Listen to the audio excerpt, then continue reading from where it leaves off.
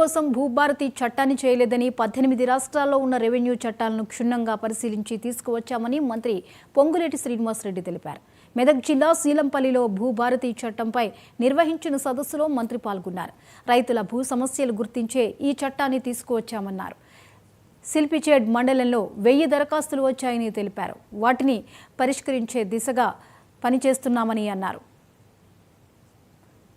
ఇక భూభారతి కోసం 4 పైలట్ మండలాలను ఎంపిక చేశామన్నారు. రాష్ట్ర వ్యాప్తంగా 6000 మంది లైసెన్స్ సర్వేయర్లను నియమించాలని ప్రభుత్వం నిర్ణయించిందని తెలిపారు.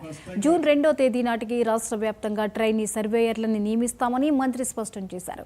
ఎంపీ రఘునందన్ రావు, ఎమ్మెల్యే సునీత లక్ష్మారెడ్డి పలు సమస్యలను మంత్రి దృష్టికి తీసుకువచ్చారు. అంశాన్ని పేర్కొనలేదు. దాని కారణంగా కోట్ల పాలు రైతన్నలు భూములున్న ఆసాములు అయ్యారు.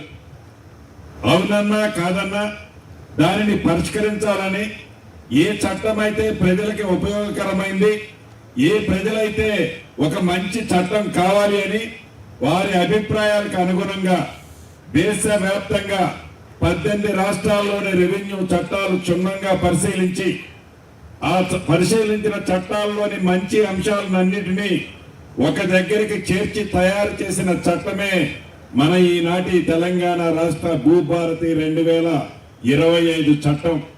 గౌరవ పార్లమెంట్ సభ్యులు ఇందాక చెప్పినట్లు మనిషికి ఆధారం ఎలా ఉంటుందో భూధార అలా తీసుకొస్తే బాగుంటుంది అనే అంశాన్ని కూడా ఈ చట్టంలో పెట్టడం జరిగింది.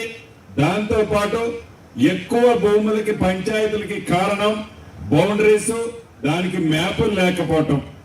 సర్వే కరెక్ట్ గా ఉండి సర్వే చేసి ఆ మ్యాపులని మనం ఇచ్చే పాస్బుక్ లో కనుక అప్లోడ్ చేయగలిగితే శాశ్వతంగా ఆ సర్వే నెంబర్కి కానీ ఆ ఖాతాకి కానీ భవిష్యత్